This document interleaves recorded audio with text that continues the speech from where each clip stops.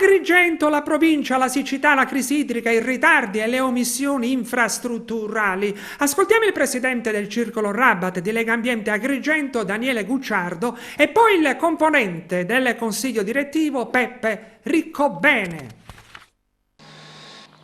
Ma la crisi non la conosce, della notizia della crisi non abbiamo avuto notizia appunto la settimana scorsa, ma si sa già da molti mesi. Però noi scontiamo un ritardo di molti anni di una cattiva gestione delle infrastrutture, di una cattiva gestione delle risorse idriche e soprattutto di una sperequazione, di una ingiustizia sociale che si è fatto con la distribuzione dell'acqua, che in alcuni ambiti è, diciamo, garantita al di là del fatto che ci possa essere siccità o meno. Parliamo della risorsa idropotabile. Un discorso diverso va fatto per l'acqua di uso irriguo, mentre un problema è appunto legato al fatto che ci sono appunto alcuni ambiti che hanno la disponibilità di idrica costante o perlomeno non soffrono la sete, e il resto dei comuni della provincia di Agrigento che soffrono la crisi e sono costretti i comuni a razionare l'acqua, sono costretti a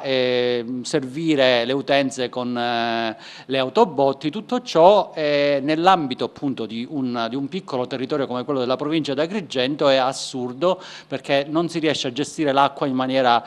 unitaria, a garantire a tutti quanti il diritto all'accesso a questa risorsa, e questo non è un fatto appunto legato alla siccità, è un fatto legato a una cattiva gestione, e noi in quel documento mettiamo in fila tutte le ragioni, le problematiche e le soluzioni che si potrebbero e si dovrebbero adottare.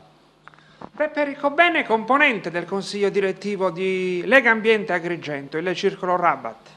Il nostro documento è uno stimolo a nuovi, diversi e migliori ragionamenti in relazione proprio alla gestione della risorsa, una risorsa che vorremmo vedere gestita in maniera equa, a maggior ragione in un periodo di crisi, perché se la crisi è gestita in maniera equa e tutti i cittadini hanno la stessa quantità d'acqua e soprattutto alla stessa tariffa, probabilmente anche sul piano psicologico la crisi viene gestita meglio, e oggi non è così. Abbiamo fatto un richiamo a diverse storiche e gravi inefficienze, inadempienze, distrazioni di ATI, di AICA, e adesso vorremmo delle risposte. Abbiamo visto che ci sono dei primi interventi, probabilmente non sono sufficienti, però sulle inadempienze e sulle gravi responsabilità sul piano tecnico ne richiamiamo una per tutte, e poi rilanciamo il nostro documento, quella della perdita del finanziamento